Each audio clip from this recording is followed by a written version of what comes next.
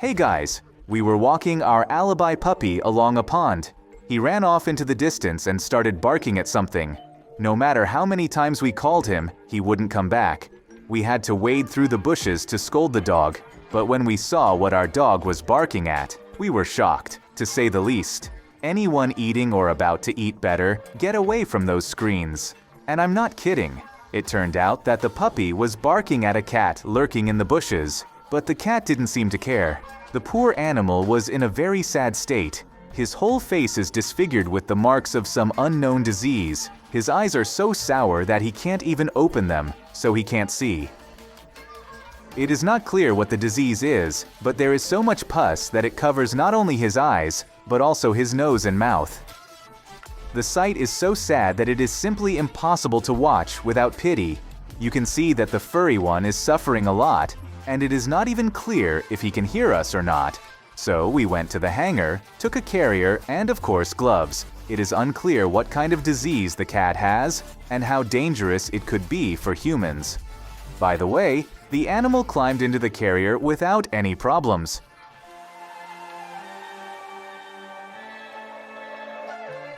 After picking up the cat, we immediately took it to the vet. The doctors were also shocked when they saw the animal. The doctors immediately said that the cat's eyesight would not return. The process of the disease is irreversible and, unfortunately, the eyeballs were already rotten. In addition, it turned out that the cat had stomatitis and a mouth full of blood and pus. So his mouth was treated, his eyes were also treated, and his nose was irrigated. The poor guy was also given 2 injections, and his blood was taken for analysis. The blood test will help to understand what caused such a deplorable condition. So far, there are 3 possibilities: an untreated infection, acute conjunctivitis, or kidney disease. Back in the hangar, the first thing we did was remove the bandage from the cat's paw, which was holding the spot where the blood was to be taken for analysis. Little Even had part of his paw shaved at the clinic. The cat accepted all this care, so he's not completely wild. Misha the Alabai was barking excitedly, whimpering and worrying in every possible way. He wondered what was wrong with his find. The vet said that the cat had been sick for more than a week, and the cat lost its eyesight at least 5 days ago. At the same time, the cat does not seem to be hungry, which suggests that it is a domestic animal. Another important detail: since he can't see, he can only interact with the world by touch. And at the touch of a human hand, he immediately starts purring. By the way, it was time to feed him. But when we offered him food, the cat wouldn't eat. No matter how much food we put under his nose, he hardly reacted. As they said at the clinic, when cats lose their smell, they can't eat. That was the first time I learned about it, and now you know about it too. Which means that to keep the cat from starving to death, the first order of business is to get his sense of smell back. Though maybe it's for the best that the cat doesn't smell. Because the stench is so stomach-churning, it's impossible to be around this poor guy without a respirator.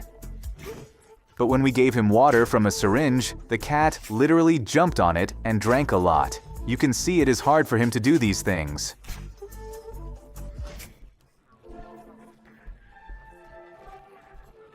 This is an extremely sad sight that is simply impossible to watch. You can only imagine how dehydrated he's been all this time. He may not have been able to eat, but he was drinking a lot.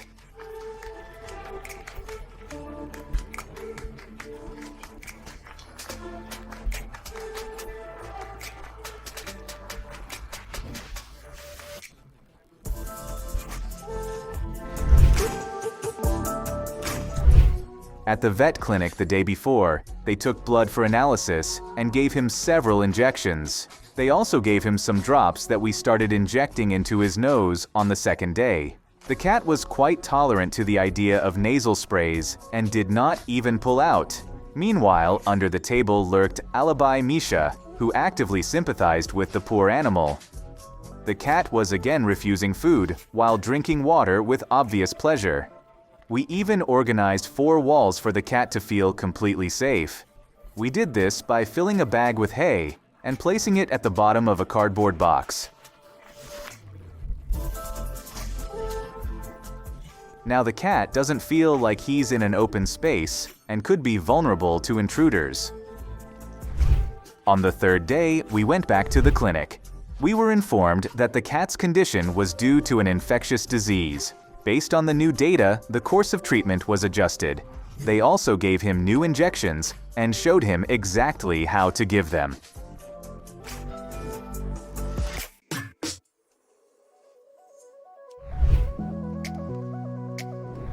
By the way, they gave us a shot and a prescription in case we couldn't make it to the vet.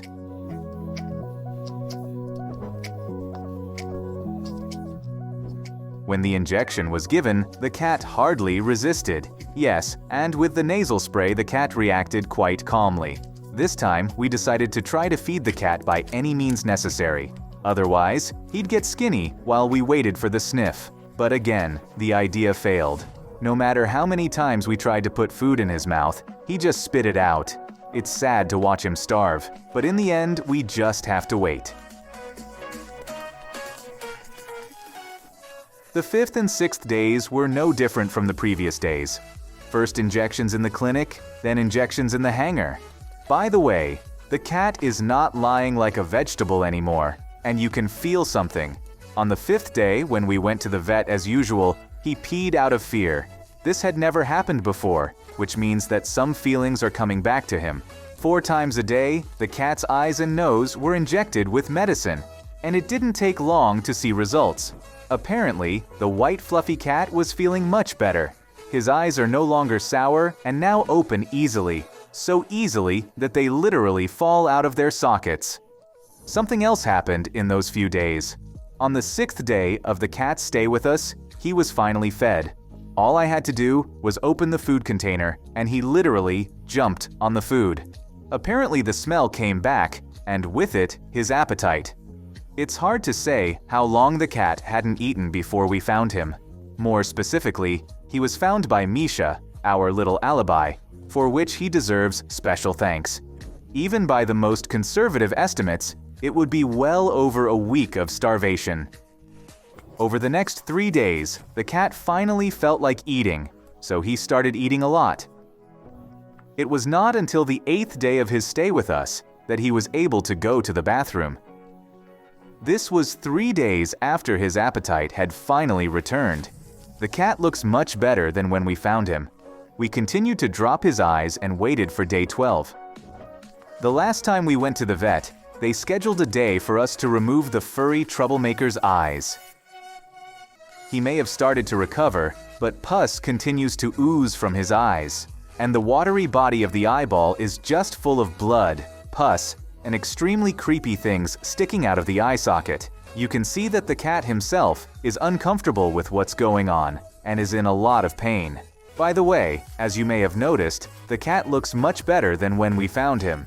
Now that the visible signs of infection on his muzzle are gone, he suddenly looks a lot like a pug. The cat loves affection and is constantly rubbing his hands together to be petted and fed. Most importantly, he no longer stinks and you can be around him. In any case, the cat will need a shower after the surgery. In the end, the surgery took place not on the 12th, but on the 14th day after the cat came to us. Of course, we were not allowed inside at the time of the surgery, but you can see the result right now. The cat is not completely out of anesthesia and can only move her head a little when called. But now he is free of that terrible formation where his eye used to be. Even Misha is very interested to see what has been done to the cat. Of course he is, because he's been so worried about the furry one all this time. Although, of course, this is not how we imagined the final result of the operation. The cat not only had the remains of the rotten eyeballs removed, but also had them sutured. The stitches were also smeared with something therapeutic and very purple. It suddenly made him look like Batman. When the anesthesia finally wore off, the cat really surprised us. For the first time in the last 2 weeks, when he was just lying in a box, he got out and started walking around the hangar. Apparently, he was beginning to adjust to his new condition and decided to explore his surroundings. Although he is practically blind, he walks quite bravely and is not afraid of anything. And if he hits his head on something while trying to pass, He corrects his route, turns around and continues. Another obstacle and he turns around again. So he wandered around the hangar until he found a coil of rope where he made a bed. You can compare how the cat was when we found him and how he is now. Although with the stitches on his eyes, the difference is probably not very noticeable. The stitches won't come out for another 10 days. That's the story, folks. That will probably continue. That's all for now. Bye-bye.